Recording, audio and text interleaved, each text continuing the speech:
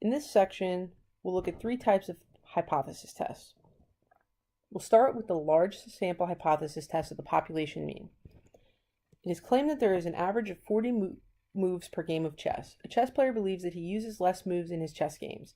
He collects data from a sample of 35 chess games and finds his average number of moves to be 38.7 with a standard deviation of 2.34. Conduct a test of the chess player's hypothesis at the 0.5% significance level. So the first thing we need to do is establish our null hypothesis and our alternative hypothesis. The null hypothesis, H0, is always to assume that the historical or the claimed mean is correct. So in this case, we'll assume that mu is equal to 40. In the context of this problem, this means we're assuming that this chess player's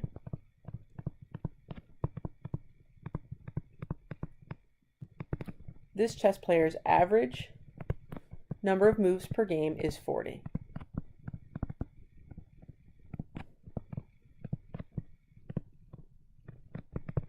So he believes he uses less moves, but we're going to assume that he uses the average, which is 40. The alternative hypothesis is the claim that he believes is true. So he believes that his mu, is less than 40.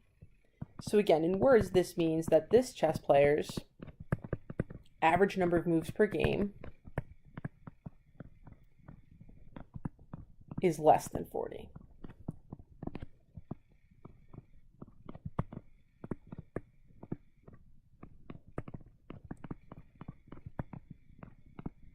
Since our alternative hypothesis is hypothesizing that his mean is less than 40, this is a one-tailed test, or more specifically here, a left-tailed test.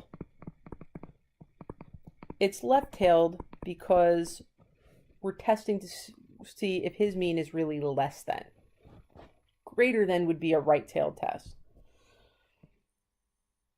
So, based on his sample, he used a size of 35, so that's n. This is large sample since that's more than 30.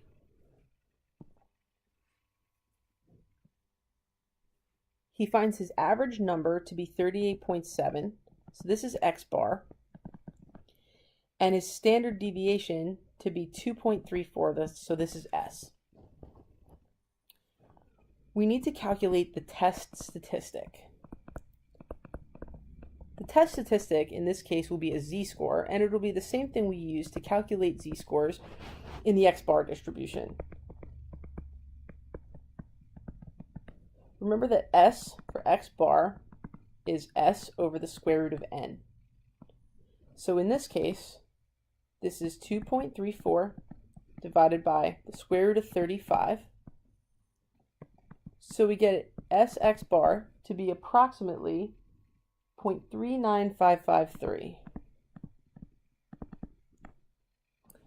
To calculate the test statistic, or the z-score, we have x bar, 38.7, minus mu. Now mu is going to be the value in the null hypothesis. We're going to assume that 40 is mu, divided by x bar, which is 0.39553. So we get a z-score of negative 3.29. Now what we're doing here, since this is a left-tailed test, is we're really looking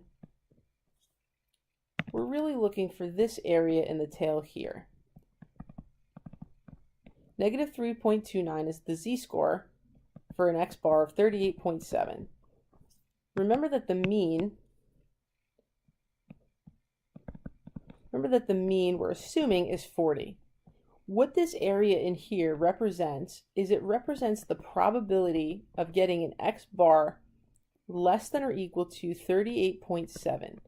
So what we're trying to calculate is how likely did we get this sample mean if his mean really is 40? If we determine that that probability is extremely small, then we might believe that his claim really is true, that he uses less than 40 moves. If that probability is high enough, then we may attribute that sample mean to the fact that samples don't represent the population perfectly, and that may just be some sample error. So to calculate this probability here, we need to look at the table with the z-scores. So we're looking at negative 3.29 and we see this 0.0005. So 0.0005 represents this area in here. And again, it represents the probability that that sample mean that he got, the probability of getting that sample mean that he got if his average really is 40. So in this case, we actually call this value the p-value. We can see that this is very small. But when we ask what very small is, we need to have some sort of a cutoff. We call this cutoff the significance level, and that's where this 0.5% comes in. So if we look at it this way, we'll consider 0.5% or 0.005 to be the number where we consider anything less than that to be too small of a probability, and it seems more like the alternative hypothesis is actually the one that's true. And anything greater than that, we can assume to be a high enough probability that it's still possible that his mean is 40, and we just got a mean that was smaller because this is a sample, and samples, again, don't perfectly represent the population. So this value we call alpha. So we have in this problem that alpha is 0.005. The p-value we got is clearly much less. The p-value is 0.0005. So we have a p that's definitely less than alpha. Anytime p is less than your level of significance alpha, you're going to conclude that you will reject the null hypothesis. So we're rejecting this statement. We're rejecting the statement that the chess player's average number of moves is 40. And we're adopting his alternative hypothesis, which seems more likely to be true here. So we can interpret this by saying that there is strong evidence at the 0.5% significance level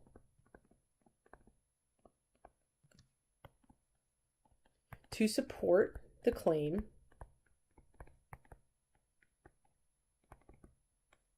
that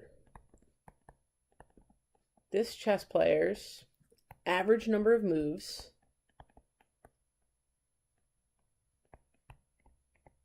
is less than 40.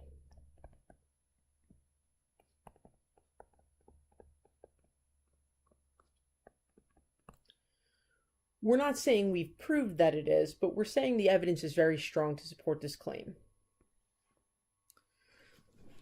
Let's look at a small sample hypothesis test. This is going to be very similar, but in this case with a small sample, just as we did before, we're going to use T.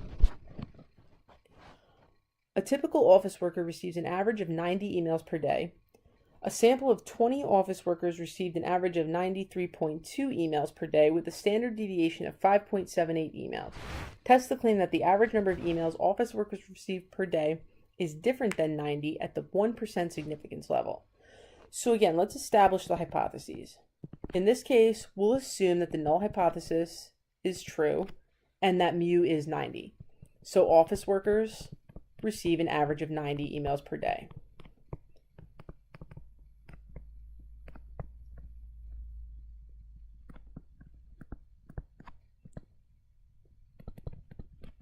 Now in this case, we're told to test the claim that the average number of emails office workers receive per day is actually different than 90, not less or not more.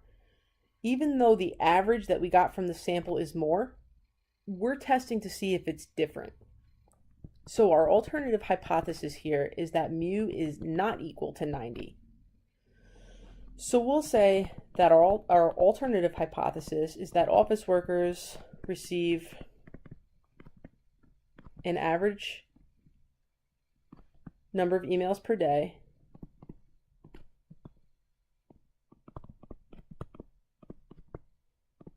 that is different than 90.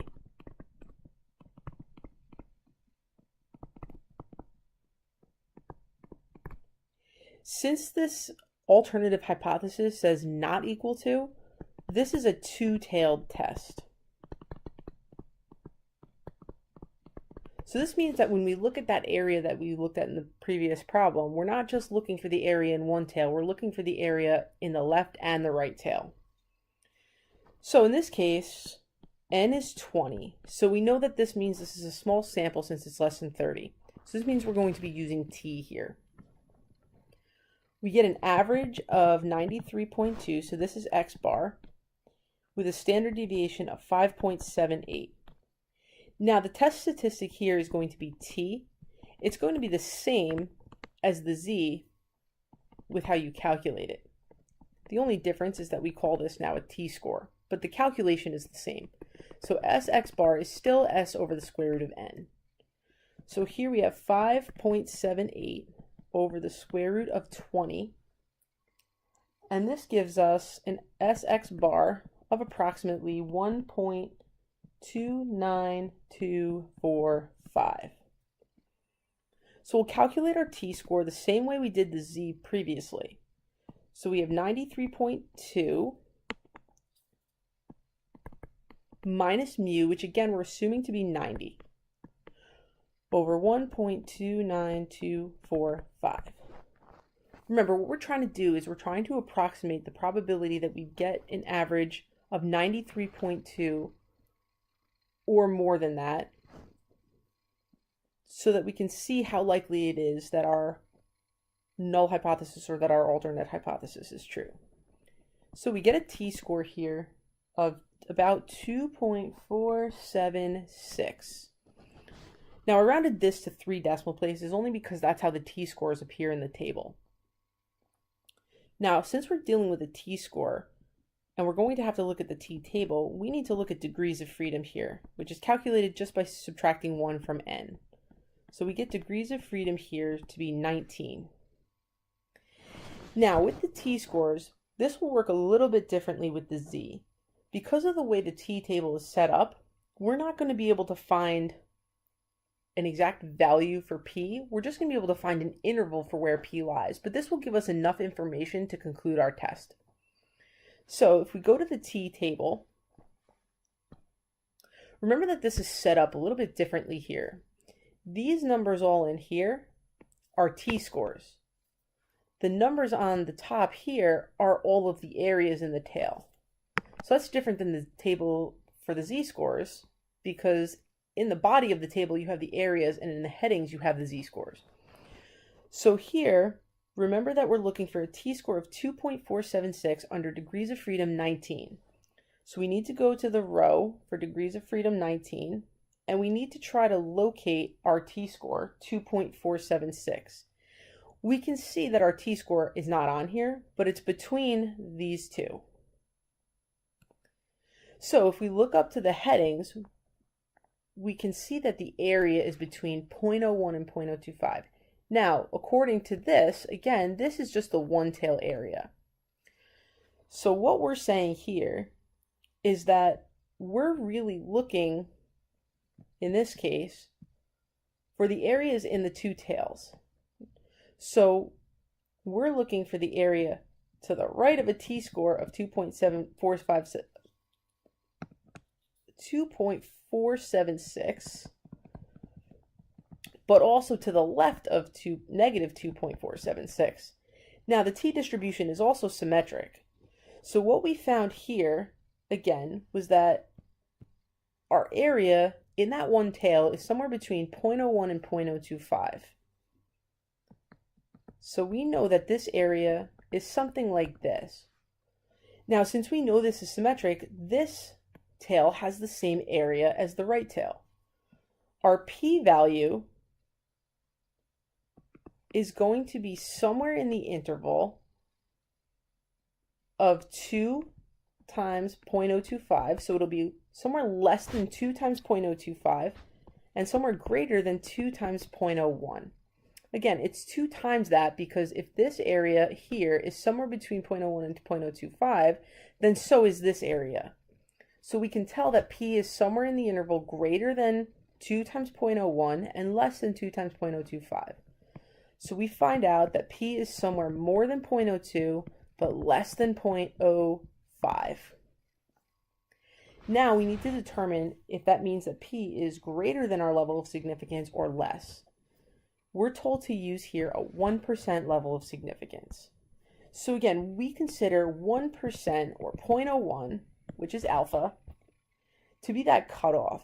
Any probability or p-value greater than that will lead us to not reject the null hypothesis because we'll say we don't have enough evidence to support our alternative hypothesis. Anything smaller than that, we consider the probability to be too small, and it seems as if that mean, that mu, is really not correct, and it seems more like the alternative hypothesis is true. So again, we don't have an exact value for p here, but we do know that p is greater than 0.02 and less than 0.05. Well, if p is somewhere in this interval here, again, even if we don't know approximately what it is, if we know it's greater than 0.02, then we certainly know it's greater than 0.01. So we find out that p is greater than alpha. This leads us to not reject the null hypothesis. Again, what this means is not necessarily that the null hypothesis is true, but just that we don't consider this to be enough evidence to say that it's not true. So we'll conclude here that there is insufficient evidence at the 1% significance level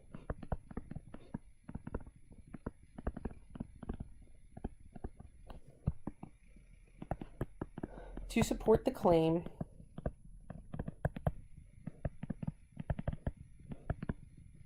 that the average number of emails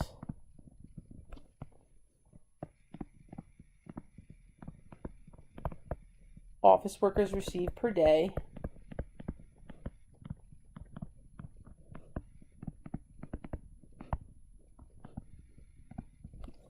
is different than 90.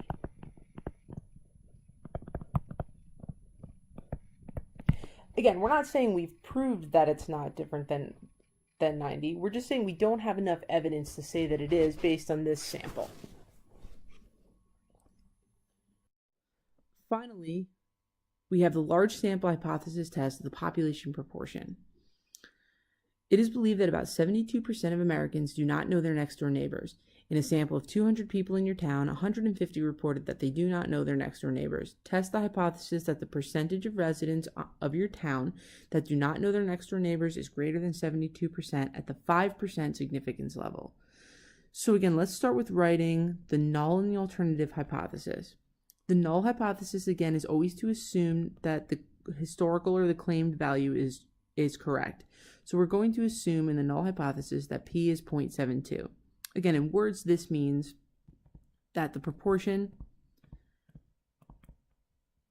of residents in this town that do not know their next door neighbors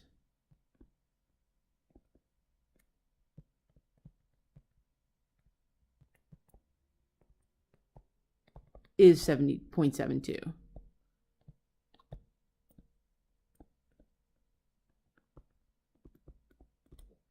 So according to what we're asked here, we're asked to test the hypothesis that the percentage of residents in your town that do not know their next door neighbors is greater than. So we're going to assume that the alternative hypothesis here is that the p, the percentage of people who do not know their next door neighbors, is greater than 72% or 0.72. So the proportion of residents in this town that do not know their next door neighbors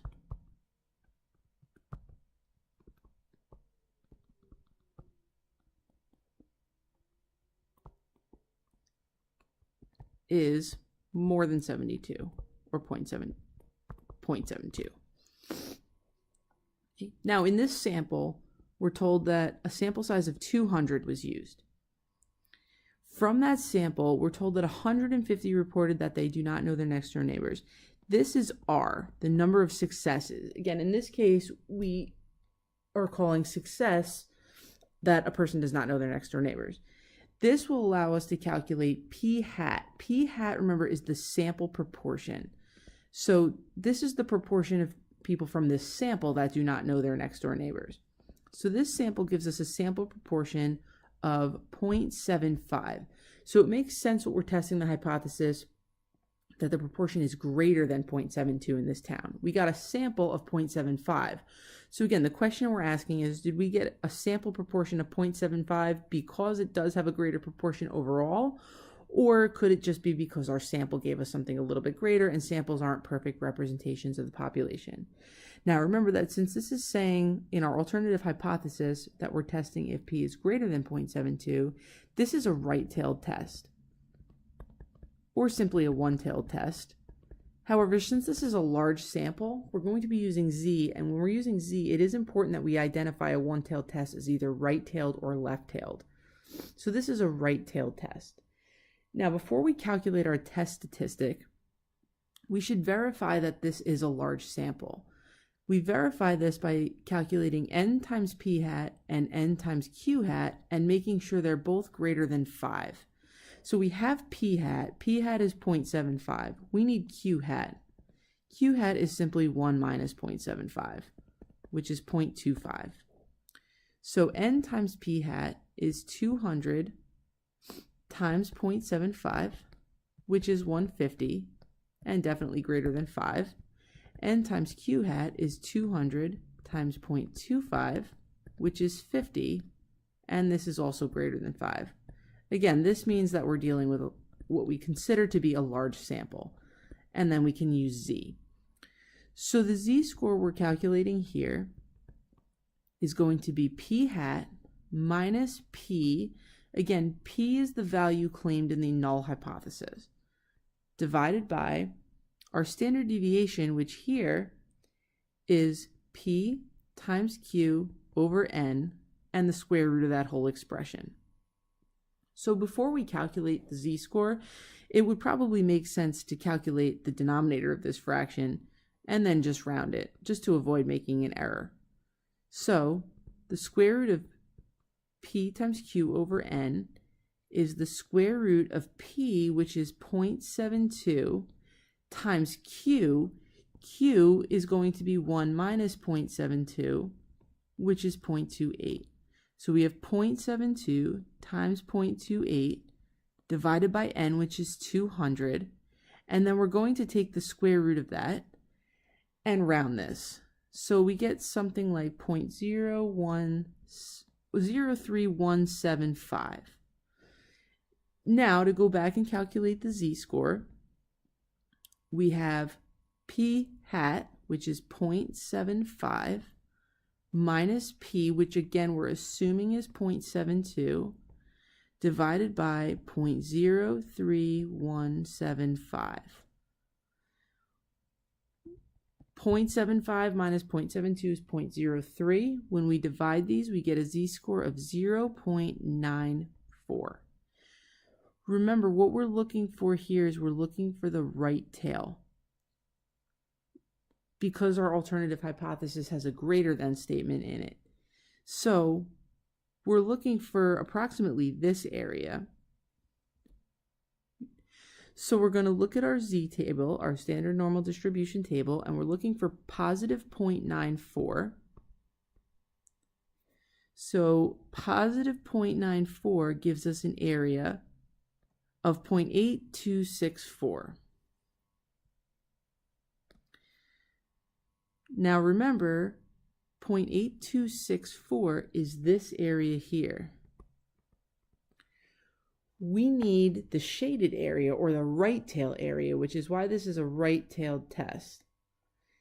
We find this area by subtracting 1 minus 0.8264, and that gives us 0.1736. So 0.1736 here is the p-value. We conclude the test in a similar way to the previous problems. We need to now look at what the value of alpha was. This tells us to test at the 5% significance level. Remember, the 5% significance level means 5% is what we would consider that cutoff, where anything under that is too small to blame the difference in the sample proportion and the population proportion on it just being a sample. We would actually consider it more likely in that case that the null hypothesis is not correct. So 0.1736 we can see is definitely greater than 0.05. So since P is greater than alpha here, that leads us to the conclusion to not reject the null hypothesis.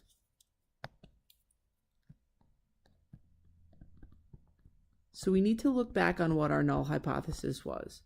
Our null hypothesis was that the proportion in this town of residents who do not know their next door neighbors is 0.72. Again, we haven't proved that this is correct. We're just saying here that we didn't get significant or sufficient evidence to say that it wasn't correct. So the interpretation we have here is that there is insufficient evidence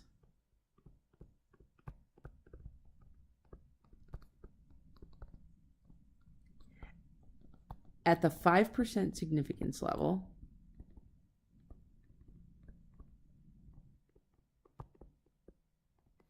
to support the claim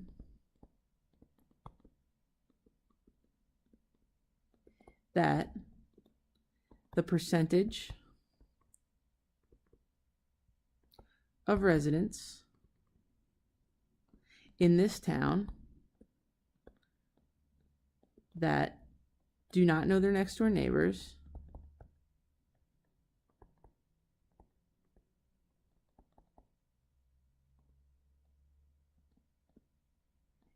is greater than 72%. Again, we're not saying that it's definitely not. We're saying that we just didn't get significant evidence here to support the claim that it isn't.